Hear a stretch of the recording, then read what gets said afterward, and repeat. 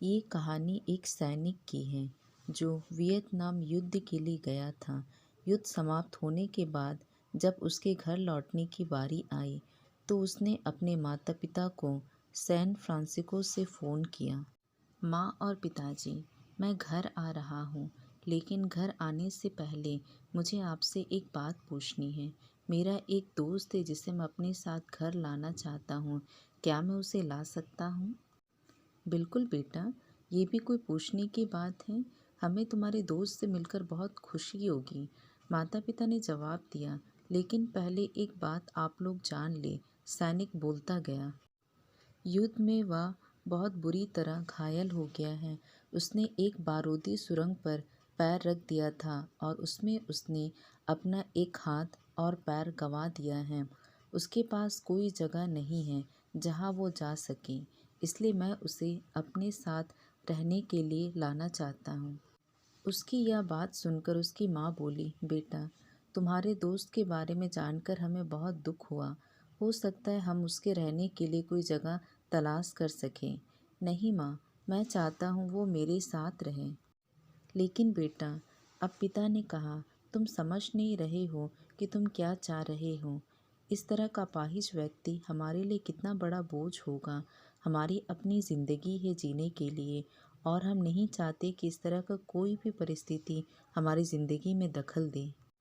मेरे हिसाब से तुम्हें अकेले घर आना चाहिए और अपने दोस्त को वहीं छोड़ देना चाहिए।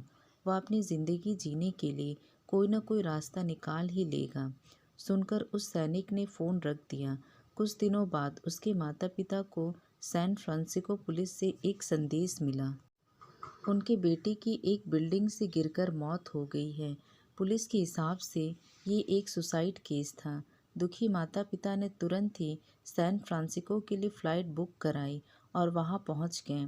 वहां उन्हें शहर के मुर्दा घर ले जाया गया ताकि वे अपने बेटे की पहचान कर सके। उन्होंने उसकी पहचान कर ली, किंतु ये देखकर उनकी कँपकँपी छूट गई कि उनके बेटे का बस एक हाथ और एक पैर था। दोस्तों, इस कहानी में जो माता पिता हैं वे हम में से बहुत से लोगों की तरह हैं जो अपनी सुविधाओं को सबसे अधिक महत्व देते हैं।